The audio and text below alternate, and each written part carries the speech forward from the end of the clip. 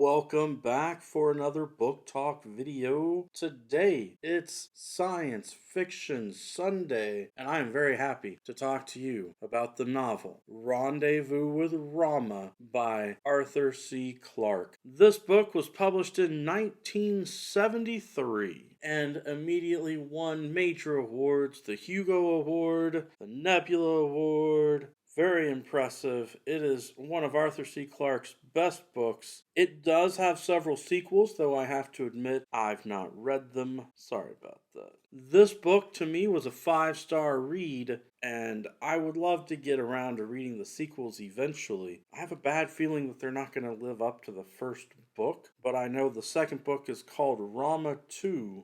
The third book is The Garden of Rama. The fourth book is Rama Revealed. And those are the 4 books that Arthur C. Clarke wrote in the series. Apparently, Gentry Lee wrote the last 2 books, Bright Messengers in 1995 and Double Full Moon Night in 1999. That completes the Rama universe, so to speak. It is such a great science fiction book. The idea is that in the future, humanity discovers an alien object traveling through the solar system. And we know that we only have a certain amount of time to get to it and examine it and get off of it, as it is going to continue traveling through space. Really exciting for humanity to discover its first alien artifact out in space. It ends up being 12 miles in diameter and about 31 miles long, so it is a big cylinder, big metal cylinder in space. And I don't want to give you a bunch of spoilers, so let me talk about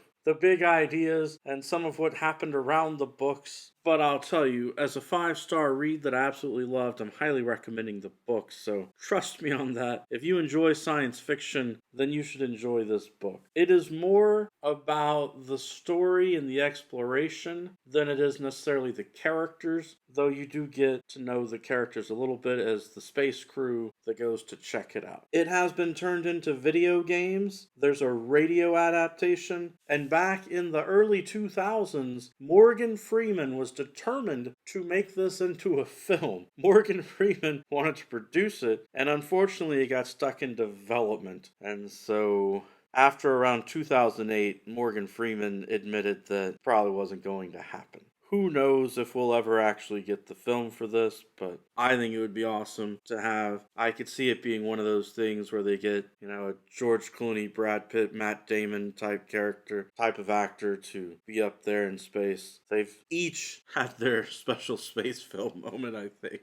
So maybe it is someone else's turn. But alright, here are some big idea questions that I will ask you to get you thinking about the book. So if there are aliens out in space and they live so far away that really they couldn't get to us when they're alive, then either we'd end up with a ship that had generations of people that were born in space on the ship, like you hear Viola talk about in Chaos Walking, or you would end up with robots, machines. You would end up with some sort of machines that were built by the aliens that were sent out into space, in which case that's what you figure humanity's going to encounter. It's going to be one of those 2 things, unless it's some weird third variable that we just never contemplated. That's the kind of mindset that the crew is in as they go to explore. And I thought that it was absolutely delightful to see how that the crew tries to figure out what is going on with the cylinder, how that they even access the thing to get inside of it, and then how that they explore around and interact with what that is inside of the cylinder, and then try to figure out what that means. What does it mean for humanity? What does it mean for them? By the way, I have a cat walking around on the table while I'm recording. You might hear noises. Sorry about that. Ultimately, though, I really enjoyed Rendezvous with Rama, and I highly recommend the book. I hope that you'll give it a chance and that you'll enjoy it as well. Alright, I better stop since my cat is determined to get my attention. Every day